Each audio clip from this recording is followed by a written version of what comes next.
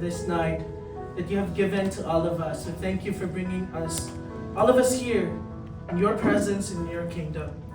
Father, we pray for your Holy Spirit's wisdom. And as we come into your presence, that you would give us your wisdom so that we would be able to understand what you're about to say tonight. Give us the humility so that all of us would accept your words and that we would live in accordance to your words. Help us to have freedom, healing from your words, Lord God, that all of us would be transformed as you would deliver your words tonight.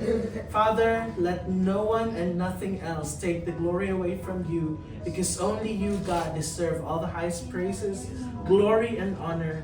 In Jesus' name we pray. Amen. Okay, say amen. Praise God. So, ngayong gabi po, we will be talking about a topic na minsan ay, madalas ay nanineglect po natin bilang mga Kristiyano. So, this is a topic na we take easy sometimes, and a topic na minsan na-forget natin kung ano yung value nito bilang mga Kristiyano. So, as we continue, we will be talking about one of the parables, possibly the most famous parable na nasa Biblia. Before we dive into our topic. So, ang parable po na ito ay madalas kilala bilang the parable of the lost son, o sa ibang translations, the parable of the prodigal son. So, halos lahat tayo, or lahat siguro tayo dito, familiar sa story. So, babasahin lang natin, we'll skim through the story para po mas maintindihan natin kung ano po yung ibig sabihin, or ano po yung gustong iparating ng Diyos sa atin tonight. Our text would be from the Gospel of Luke, chapter 15, verses 11 through 32. So mahaba-haba po siya, babasahin lang po natin. Jesus continued, "There was a man who had 2 sons. The younger one said to his father, 'Father, give me my share of the estate.' So the father divided his property between them." So sa panganay at saka doon sa bunso. Not long after, the younger son got together all he had. So kinuha lahat, set off for a distant country, and there squandered his wealth in wild living. Squandered, hindi po ibig sabihin nag-spend, pero nilustay. Ganun po yung ibig sabihin ng squandered. So, sinayang, nilustay po yung pera. So, hindi ginamit para mag-investment lang sana, but squandered his wealth in wild living. After he had spent everything, there was a severe famine in that whole country, and he began to be in need. So, syempre, wala ka ng pera, nangangailangan ka talaga. So, he went and hired himself out to a citizen of that country who sent him to his fields to feed pigs. So, sabi niya, magpapahire na lang ako, mag-a-apply ako. And then, hinire na naman talaga siya to feed the pigs. He longed to fill his stomach with the pods, yung kinakain po ng pigs, that the pigs were eating, but no one gave him anything. Na kahit na yung pagkain man lang sana ng baboy, wala po siyang nakuha. When he came to his senses, he said, "How many of my father's hired servants have food to spare, and here I am starving to death?" So sabi niya, yung mga servants ng ama ko, marami pang extra na pagkain. Ako, ni pagkain ng baboy, hindi ko ma-share. Hindi ko makuha. Kasi nga, walang-wala talaga siya. And starving to death. "I will set out and go back to my father and say to him," plano pa lang po niya to. Pupunta siya sa kanyang ama, babalik sa kanyang ama and say, "Father, I have sinned against heaven and against you. I am no longer worthy to be called your son. Make me like one of your hired servants." So he got up and went to his father. But while he was still a long way off, ang layo pa niya, his father saw him and was filled with compassion for him. He, being the father, ran to his son, threw his arms around him, and kissed him. The son said to him, "Father, I have sinned against heaven and against you. I am no longer worthy to be called your son." But the father said to his servants, "Quick, bring the best robe and put it on him. Put a ring on his finger and sandals on his feet. Bring the fattened calf and kill it. Let's have a feast and celebrate, for this son of mine was dead and is alive again. He was lost and is found." So they began to celebrate. Meanwhile, the older son was in the field. When he came near the house, he heard music and dancing. So he called one of the servants and asked him what was going on. "Your brother has come," he replied, "and your father has killed the fattened calf because he has him back safe and sound." The older brother became angry and refused to go in. So his father went out and pleaded with him. But he answered his father, "Look, all these years I've been slaving for you and never disobeyed your orders. Yet you never gave me even a young goat so I could celebrate with my friends. But when this son of yours, who has squandered your property with prostitutes, come home, you killed the fattened calf for him." "My son," the father said, "you are always with me, and everything I have is yours. But we had to celebrate and be glad because this brother of yours was dead and is alive again. He was lost and is found." Amen. Lahat po tayo, most of us, ay familiar na po sa istoryang ito. So, ang dami na pong preachings na nagsasabi na the prodigal son, bumalik, pinatawad ng kanyang ama. Ang dami-dami na po nating narinig na preachings patungkol po sa istoryang ito. And this story was a parable that Jesus himself gave to his disciples. So maraming stories sa scripture na to that reveal the character of God, but few lang po paint a picture, a vivid picture of His heart. Makikita natin dito yung character ng ating Panginoon, yung ating Ama. Compassionate, kind, mapagpatawad, but only few sa buong storya ng scripture, isa na po ito the best na nagpapakita po ng puso ng ating Panginoon. God is powerful. Amen. God is just. God is our judge. God is mighty. Amen. God is strong. God is faithful. Nandun na po yan lahat sa gospel. But only, etong storya na to nagpapakita din po ng puso ng Panginoon. While He is just, He is also merciful. Amen. While He is strong and holy, He also still loves us even if we fail Him. Amen. Failed Him and continually failing Him many times. Hindi lamang po isang beses, pero ang dami na po nating beses na pumalya sa ating Panginoon. And one of the greatest pictures of God's heart is found in this story po ng prodigal son. Well, the younger son, sa storya pong ito, ang dami-daming magko-quote ang dami-daming magka-highlight noong sa anak. Kasi totoo naman po, ilang beses po na makaka-relate po tayo doon sa anak, sinayang yung mga gifts, talents na binigay ng Diyos, tapos umalis at lumayo sa presensya ng Panginoon, and then bumalik, and then nung bumalik, pinatawad ng Diyos. So ang dami-daming naka-highlight po doon sa anak when they preach about the prodigal son, but the true focus of the parable is the father. Ang totoong focus po talaga sa parable na ito ay hindi yung anak na nagbalik loob, pero yung ama na nag-aantay, nag-aabang sa kanyang anak para bumalik. He didn't even know kung kailan babalik yung kanyang anak. Pero nung nakita niya ang layo pa, tumakbo na siya para yakapin yung kanyang anak. That only shows that He was waiting. Nag-aantay yung Ama.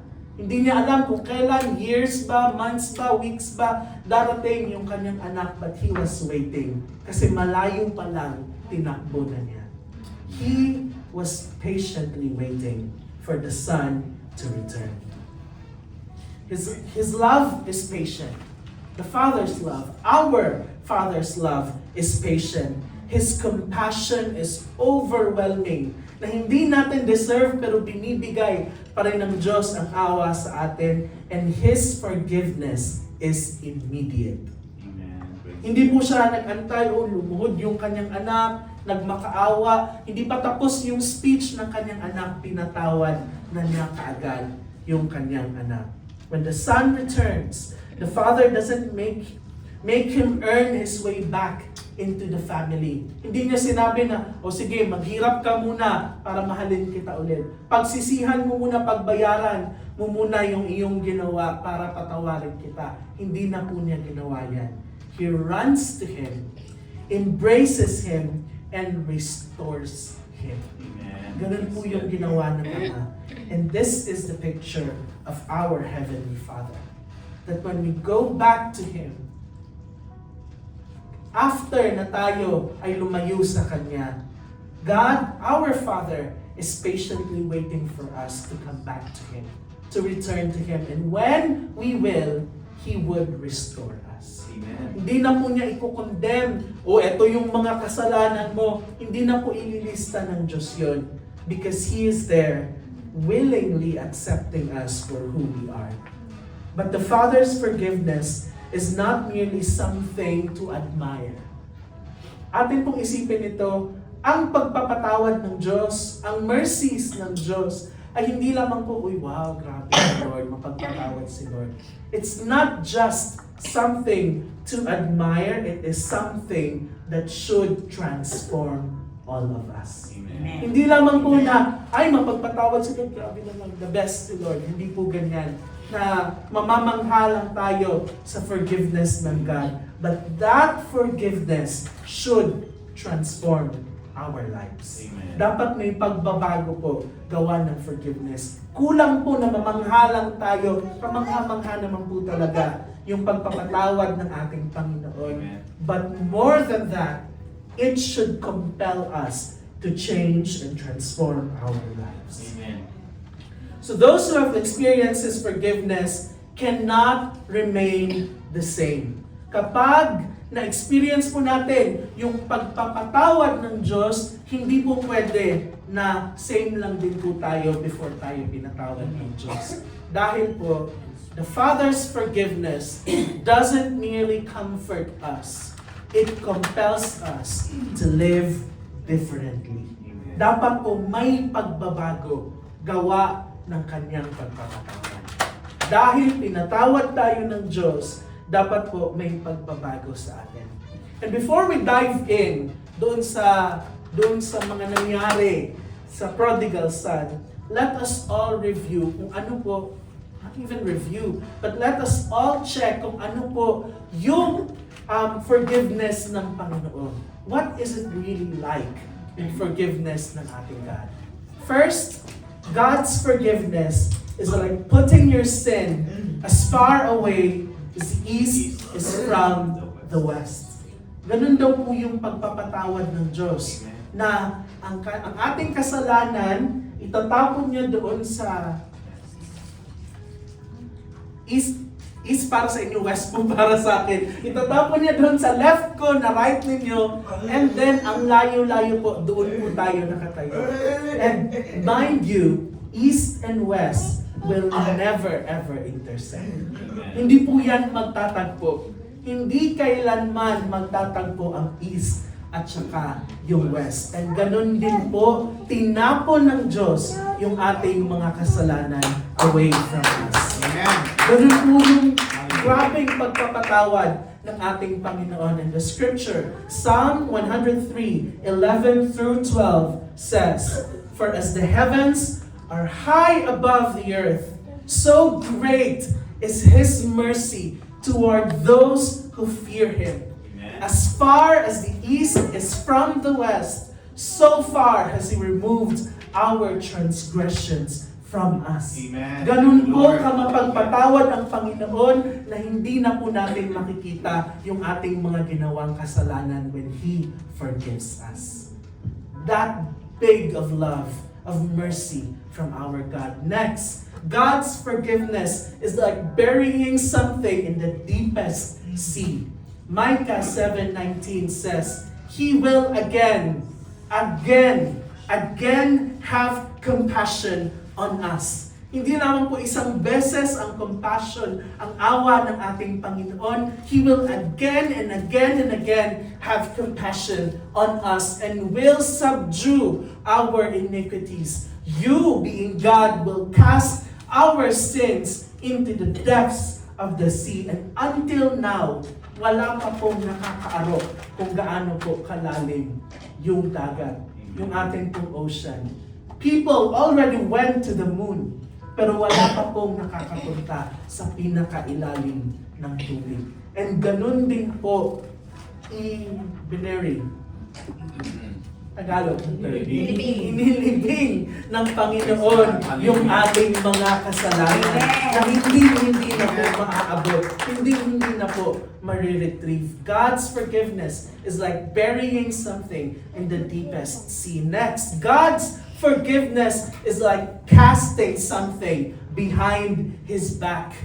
Scripture would be Isaiah 38 verse 17. Indeed, it was for my own peace that I had great bitterness, but you, being God, have lovingly delivered my soul from the pit of corruption. For you have cast all my sins behind your back. Ano po yung ibig sabihin nito?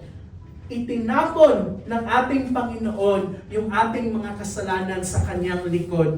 Hindi po nakikita yung ating likod.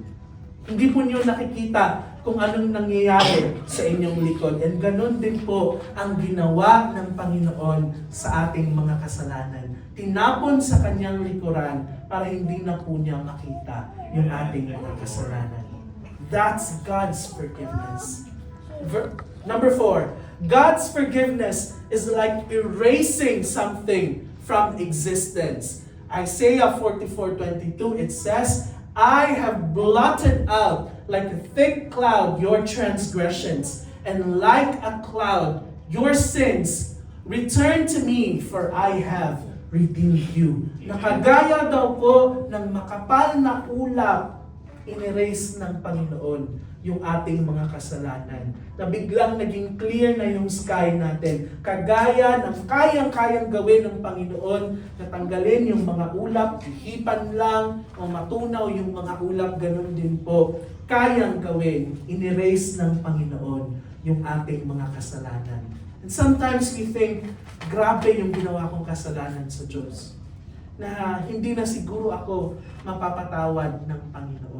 Sometimes we think na ang layo-layo ko na sa Panginoon, hindi siguro ako kayang tanggapin ng Panginoon kung babalik ako. And sometimes we think that we are the worst, among the worst. Na bakit kinakaya ko naman, bakit ginagawa ko naman yung lahat ng aking pwedeng gawin, pero paulit-ulit ko pa rin ginagawa yung aking kasalanan. Sometimes we condemn ourselves. Not only other people condemn us, pero tayo mismo kinokondemn yung ating mga sarili na sinasabi natin at iniisip natin, hindi na ako kayang patawarin ng aking Diyos. But see what God has said. Ang Diyos mismo ang nagsabi, have blotted out like a thick cloud your transgressions, and like a cloud your sins. Return to me. Ang sabi ng Diyos, huwag kang mahiya. Huwag kang down na ayaw mo nang bumalik sa akin. Kahit gaano pa kalaki ang kasalanan na yan, bumalik ka sa akin. Amen. Tinanggal ko na yan. For I have forgiven. Last, and for me, the best among the lahat ng ito, number 5, kung paano po ikinumpara ng Diyos ang kanyang forgiveness. God's forgiveness is like God forgetting that it ever happened. Amen. Verse po natin dyan, Isaiah 38:17, "For I will forgive their wickedness and will remember their sins no more." Amen. Hallelujah. Ganun po kagrabe yung pagmamahal ng Diyos. Nagkasala tayo kahapon, nagkasala tayo kanina, but God said, I will forgive their wickedness and will remember our sins no more. Hindi na po maaalala ng Diyos yung ating ginawa. It's like God forgot that it ever happened in the first place. Ganun po yung grabe na pagpapatawad sa atin ng ating Panginoon. So, ang title po ng ating introduction pa naman po yun. Ang title po ng ating topic for tonight, haba na ng introduction, no? Grabe na yung introduction natin. Ang haba-haba na, 30 minutes na yung introduction. Dito na po yung title natin for tonight. The Father's Forgiveness That Compels. Ang pagpapatawad ng Ama that compels. Ano po yung ibig sabihin ng compels? Sa Tagalog, yung sinabi doon, pumipilit. Pumipilit. But compels po, ang ibig sabihin nito is that it causes us to do something. Na hindi naman napipilitan, pero you willingly do it kasi ito yung ginawa ng ating Ama, that He forgives. Number 1, the Father's forgiveness. Hindi lamang po yun dapat ikaka-amaze, pero dapat yung mga forgiveness na yun na atin pong nabasa kanina, na tinanggal ng Diyos, itinapon sa east, papunta sa west, nilagay sa kanyang likod, inirase ng Panginoon, at saka lalong-lalo na yung kinalimutan ng Panginoon yung ating mga kasalanan, ito po dapat yung resulta. Hindi dapat ma-amaze lamang po tayo sa forgiveness, pero dapat may resulta po yung forgiveness na iyon. The Father's forgiveness compels us to repent. Yung sa binasa natin kanina, when He came to His senses, sinabi niya nung binuhusan na siya ng tubig at nagising na siya. The turning point po sa buhay ng anak na to is when he came to his senses. He recognized his sin, admitted his condition, and returned to his father. Ganun po yung nangyari. Recognize the sin, nagkasala ako, admitted his condition, ang pangit na ng buhay ko ngayon dahil sa pagkakasala ko, and then return to his Father. Ganun po dapat ang repentance. True repentance involves recognizing our sin. Hindi po pwede na nag-repent ka tapos hindi mo i-admit na nagkasala ka sa ganitong bagay. When you truly repent, you should recognize your sin. Next, confessing it. Kagaya ng ginawa ng anak, sinabi niya, nagkasala ako, ito yung ginawa ko. Confess your sin. Not even to your brothers or sisters. Hindi po namin i-require yan na magkumpisal po tayo sa isa't isa. If you like, you can. But the confession of sin, you can go directly to our Father. Amen. And that Father, posibleng kami, makaka-judge pa kami sa inyo. Huwag naman sana. But our Father will not judge us. Amen. Kapag po tayo ay lumapit sa Kanya to ask for forgiveness. Turning away from Him. Hindi po pwede na, Lord, patawarin mo ako, Lord. Ginawa ko ito. And then, kinabukasan, ginawa ulit. Tapos the following week, ginawa ulit. The following month, paulit-ulit. You should turn away from that sin. Hindi po pwede na, Lord, nagre-repent ako ngayon, pero patawarin mo na rin ako bukas kasi gagawin ko ulit. Nag-advance ka na ng pray. Hindi po pwedeng ganyan. When we truly repent, there should be a turning away from that sin. Next, hindi po pwedeng nag-turn away lang tayo sa sin. We should also return to God. Sinabi ng Diyos kanina, return to me. Kasi in-erase ko na yung kasalanan. Hindi po pwede na nagkumpisal ka na sa Diyos, humingi ka na ng tawad, nangako ka na hindi mo na uulitin, tapos hindi ka na nagsimba. Yun din pala, ganun lang din. Tapos hindi ka na nananalangin sa Panginoon. When you turn away from sin, dapat may kaakibat, return to God. Amen. Hindi po turn away from sin para pumunta sa ibang klaseng kasalanan. Dapat you turn away from sin para bumalik sa ating Panginoon. Amen. God's forgiveness, yung pagpapatawad ng Diyos, never minimizes sin. Hindi po niya sinasabi, okay, pinatawad na kita, so yung sin, okay lang yan, gawin mo, okay lang. Hindi po. God's forgiveness never minimizes sin, but it always provides a way home. Amen. Yung pagpapatawad ng Diyos ay parang tawag ng Diyos na anak, bumalik ka na sa akin. Pinatawad na kita. Never minimizes sin, but it always provides a way home.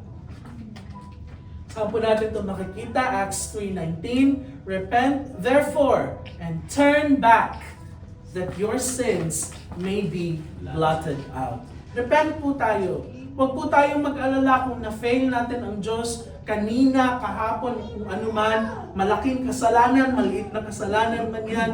When you repent, God is always there to forgive us kasi sinabi niya, your sins may be blotted out. Amen. 1 John 1:9, if we confess our sins, He is faithful and just to forgive us.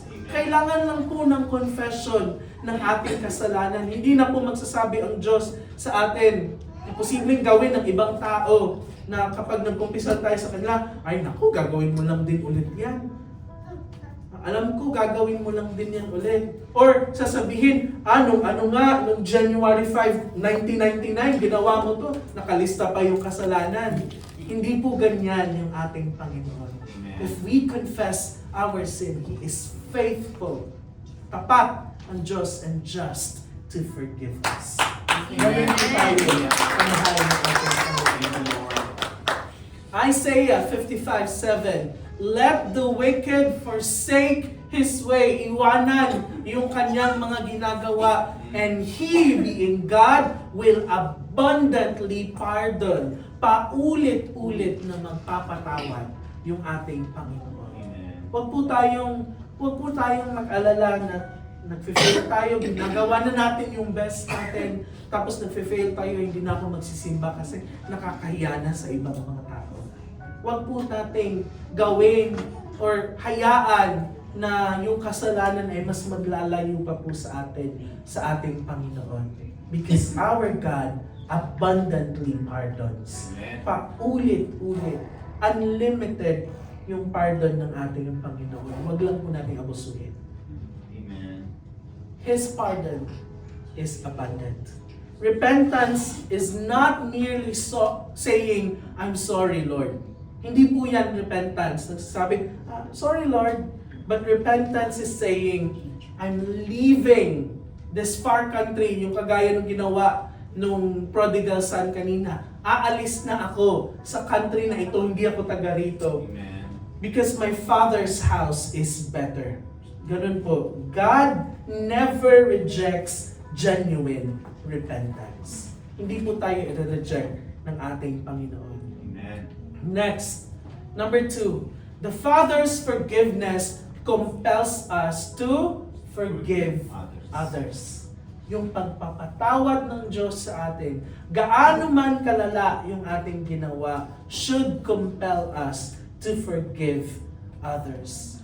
One of the greatest evidences that we understand God's forgiveness is our willingness to forgive. Kung totoo talaga na naiintindihan natin yung pagpapatawad ng Diyos, gaano man kalaki yung ginawang kasalanan ng ating kapatid, kamag-anak, hindi man natin kakilala, ginawan tayo ng kasalanan, we should also be willing to forgive because we understand what forgiveness really is. Amen. Yung Panginoon natin, pinatawad tayo sa worst sin na ating ginawa, how much more tayo na dapat din magpatawad sa iba. We forgive because we have been forgiven.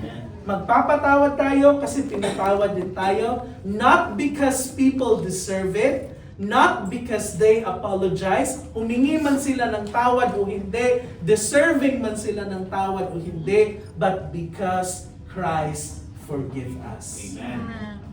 Christ forgave us. Pinatawad tayo ng Diyos. Amen. Magpapatawad tayo hindi dahil deserving sila, hindi dahil humingi ng tawad or hindi man humingi ng tawad, but because Christ forgave us Amen. sa ating lahat ng mga kasalanan. In Ephesians 4:32, sinabi, forgive one another as God in Christ forgave you. Kagaya ng pagpapatawad ng Diyos. Colossians 3:13, as the Lord has forgiven you, you also must forgive. So hindi ko na po pwedeng dagdagan pa ng dagdagan kasi klarong-klaro na po magpatawad po tayo kagaya ng pagpapatawad sa atin ng Diyos. Matthew 6:14-15, for if you forgive men their trespasses, your heavenly Father will also forgive you. But if you do not forgive men their trespasses, neither will your Father forgive your trespasses. God reminds us that forgiven people become forgiving people. Amen. Yung mga taong pinatawad ay ang mga taong nagpapatawad. Amen. Forgiven people should become forgiving people. Mapagpatawad po tayo.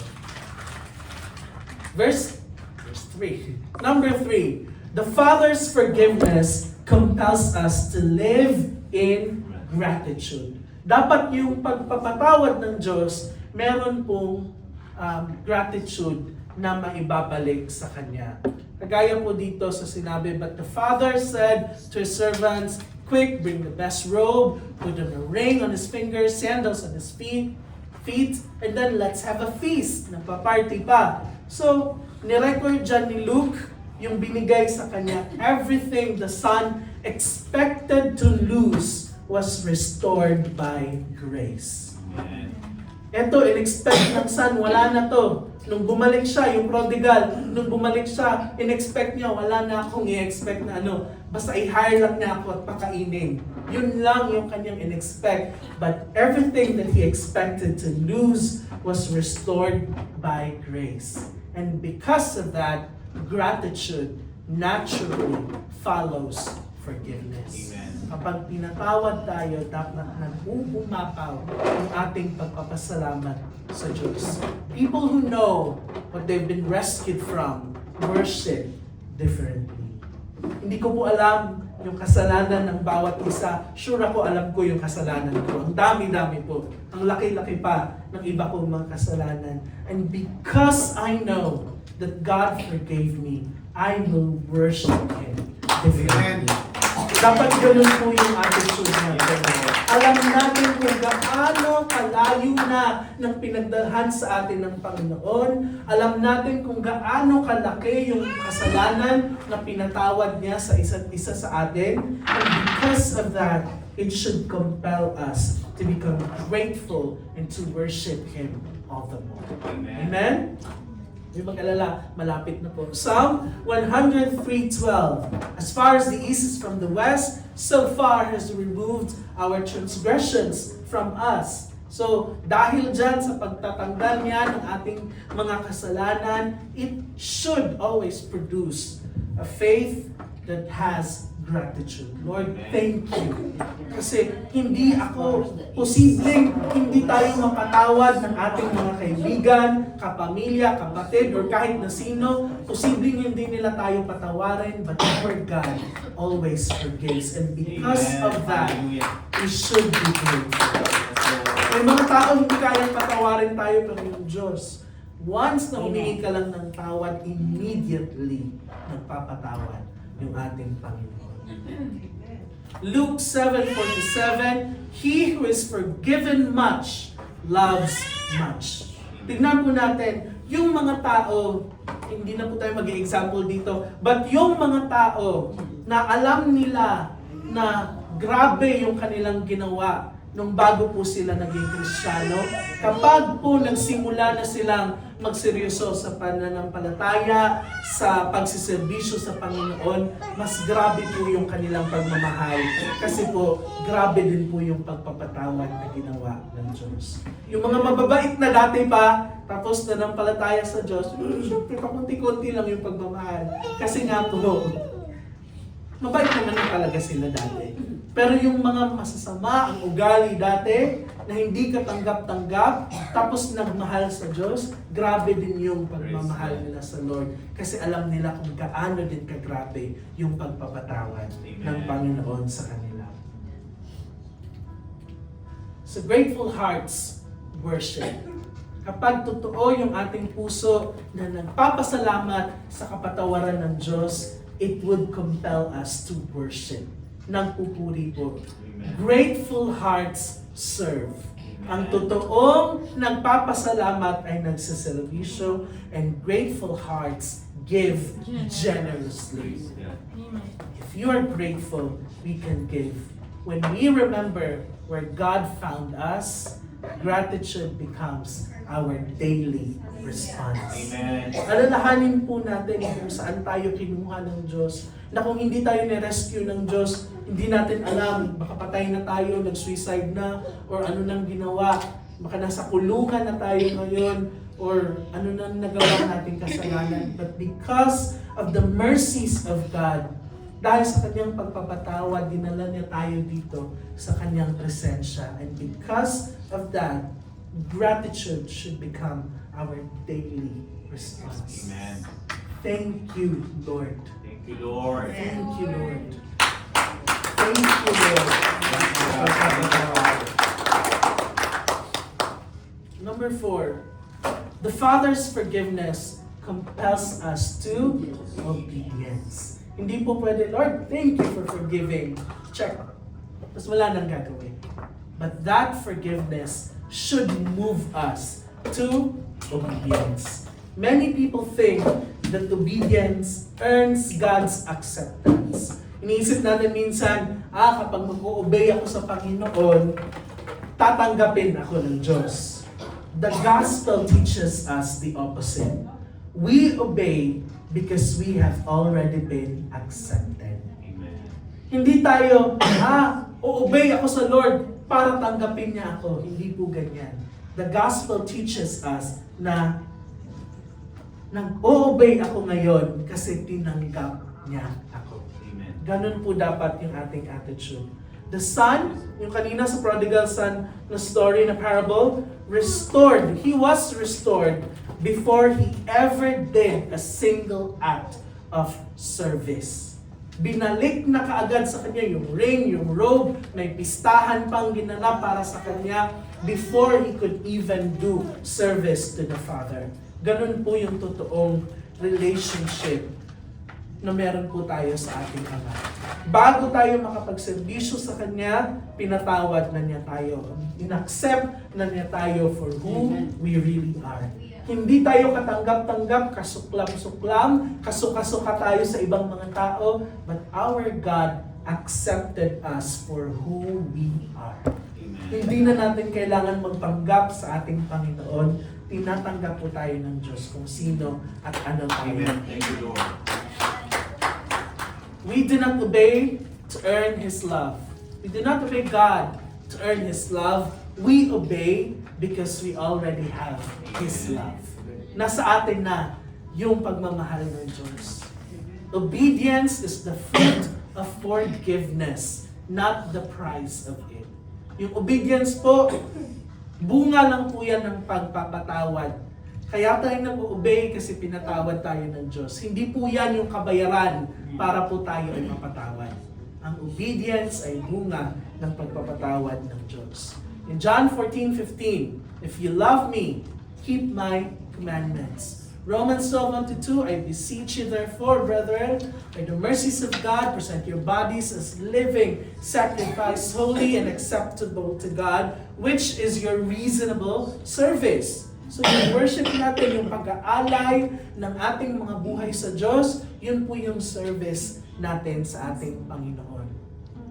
Do not be conformed to this world, but be transformed by the renewing of your mind, that you may prove what is the good and acceptable and perfect will of God. Titus 2:11-12. Maganda po ito. For the grace of God has appeared that offers salvation to all people. The grace of God teaches us to say no to ungodliness and worldly passions and to live self-controlled, upright, and godly lives in the present age. Ang sinasabi po dito, dahil sa grace ng Panginoon na binigay niya sa atin nung tinanggap natin siya, we would be able to say no to sin. Amen. Pwede na po tayong humindi sa kasalanan. Dati po, wala tayong choice.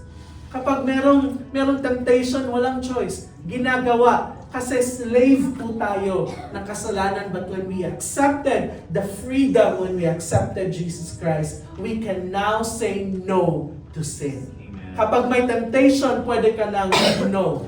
Ang galing po ng anak ko niyan, no, no, no. Kaya po, because of the grace of God, we can now say no to ungodliness. Hindi na po natin pwedeng sabihin na, Lord, tingnan kasi ako, nakakatempo talaga yung ginawa, yung pinagtitem sa akin ni Satan.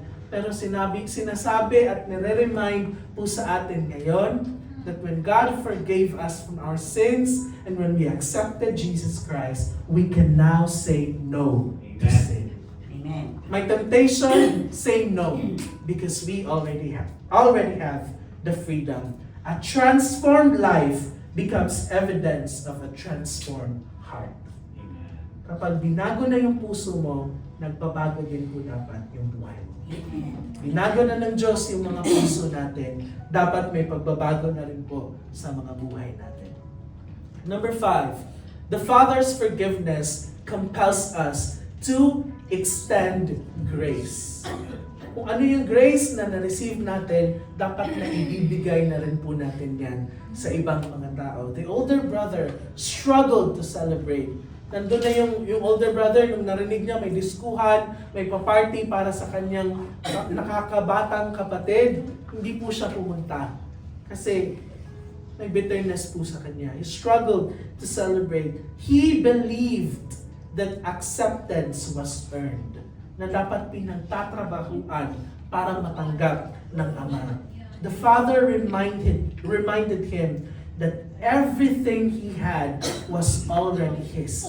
Lahat ng kung ano yung meron yung Ama, sa kanya na yun eh.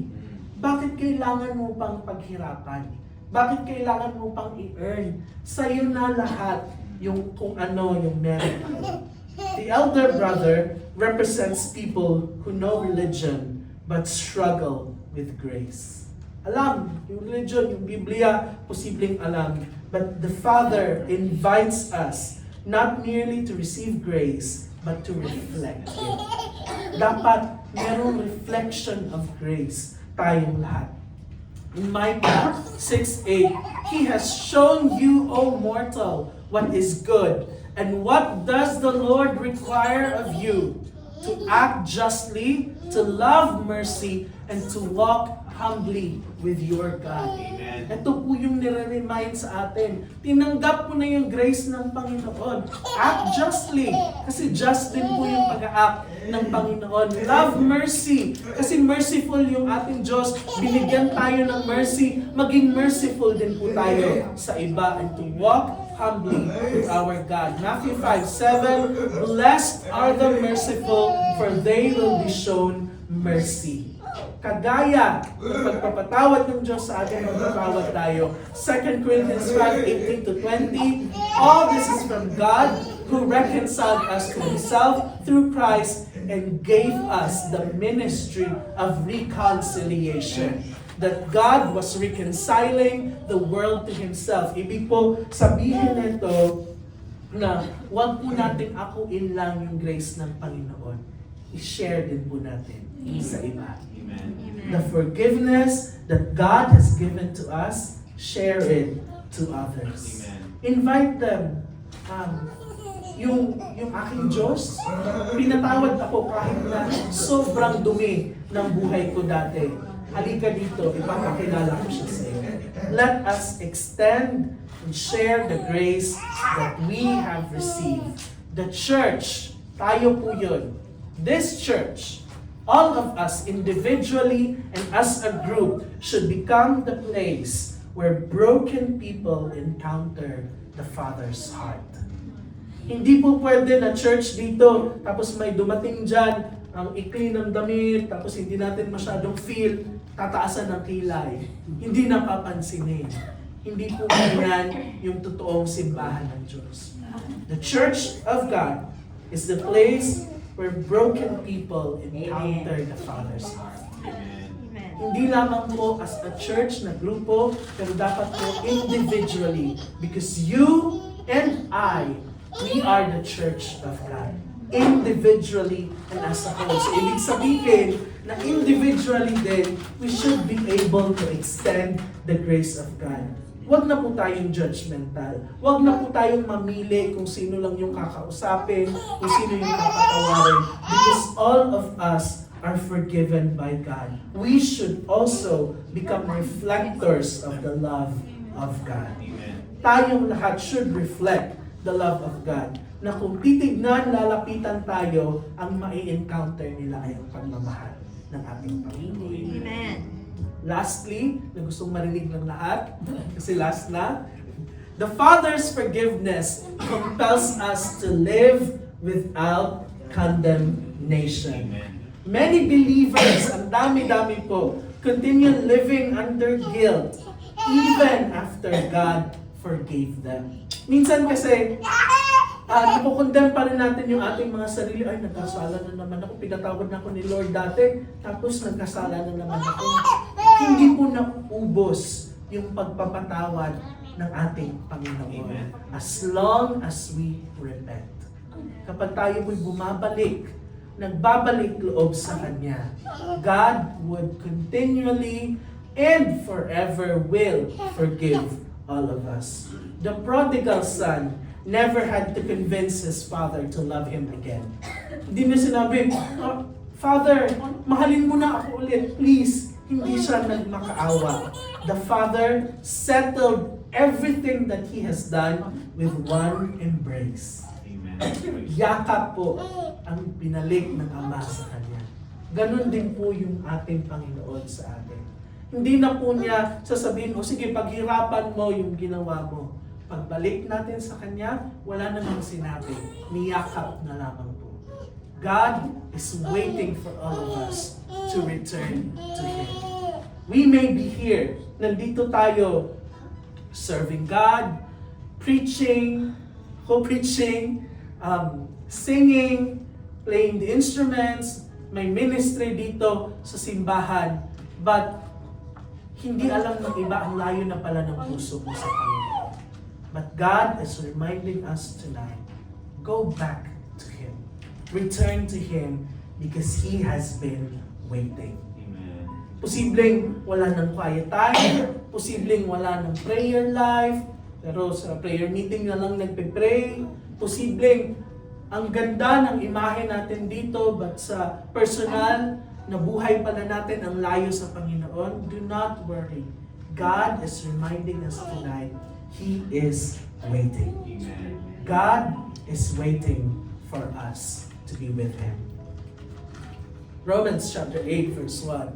There is therefore now no condemnation to those who are in Christ Jesus, who do not walk according to the flesh, but according to the Spirit. Hebrews 10:17. Then he adds, their sins and their lawless deeds I will remember no more. Amen. Kinalimutan na ng Diyos. 2 Corinthians 5:17. Therefore, if anyone is in Christ, he is a new creation. All things have passed away. Behold, all things have become new. Amen. Babaguhin ng Panginoon. Patuloy na binabago ng Panginoon. At lalong-lalo pa in the future, continuous din po ang pagbabago sa atin ng Panginoon. Do not be down na hindi tayo perfect agad ngayon. Kahit na anong gawin natin, na the best natin na effort, hindi pa rin perfect. hindi po naghahanap ang Diyos ng perfect. Siya lamang po ang perfect. Amen. What He is looking for is a heart na willing na bumalik sa Kanya every time na napapalayo tayo.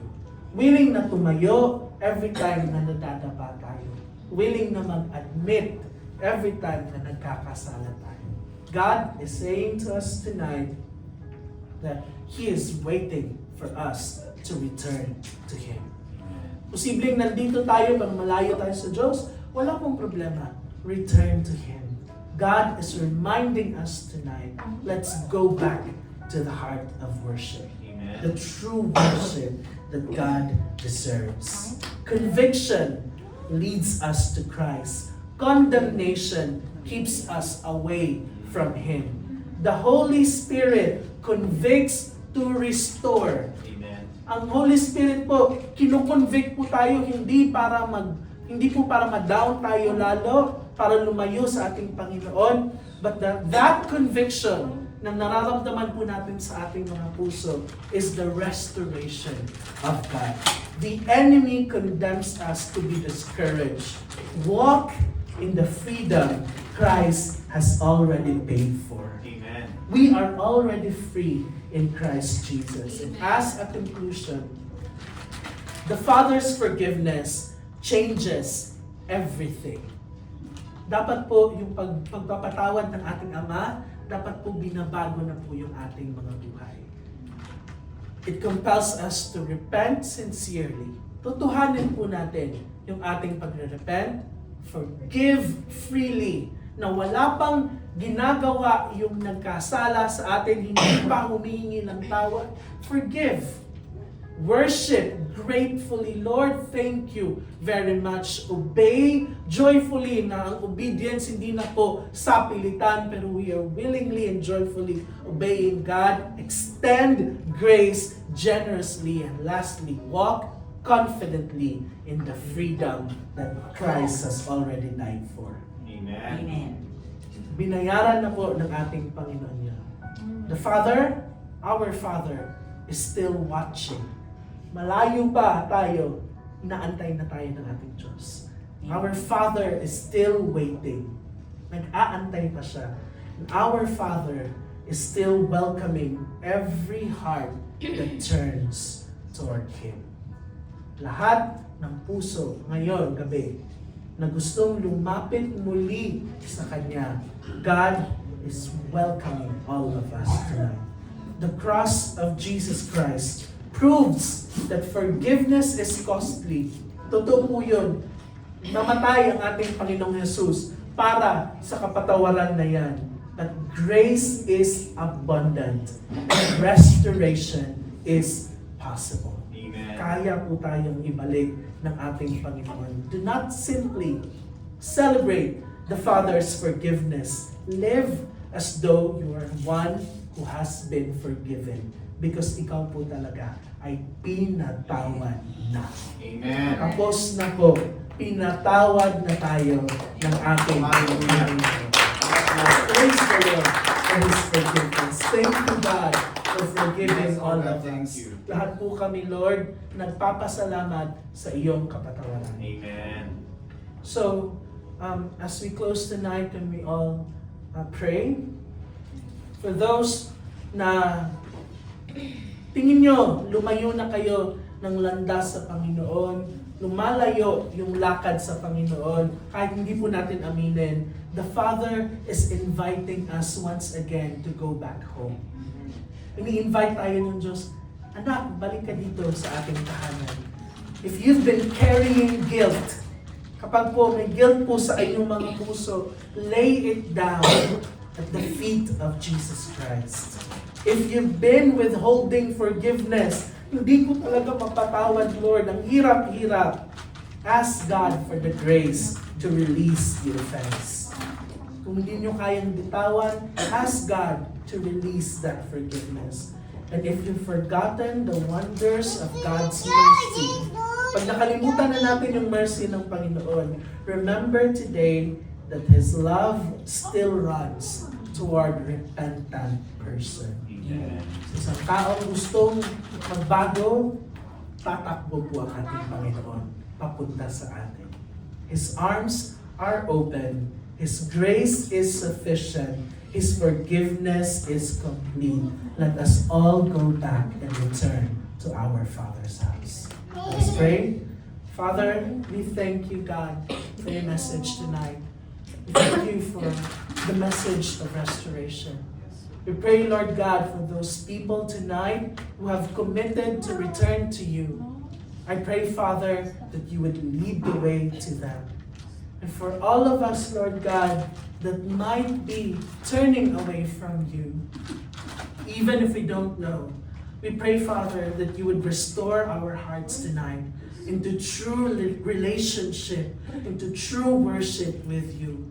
Help us, God, to love you more and more, and help us, Lord God, to enjoy the forgiveness that you have given unto us, to live freely and to live with grateful hearts all the days of our lives. Father God, salamat sa restoration. Salamat, Lord God, na kaming lahat po, O Diyos, ay gagamitin mo muli, O Lord God, mightily into the service of your kingdom, because we know, Lord God, that your forgiveness never ends. Amen. Pinatawad mo na kami, Lord God. Kaming lahat ay free na, Lord God, to worship you all the days of our lives. And Father, for those people who have committed their hearts to you tonight, they may not be able to say it, Lord God, but I pray that you would restore them and that you would bring them home to you. Glory and honor to you, God, in Jesus' name we pray. Amen.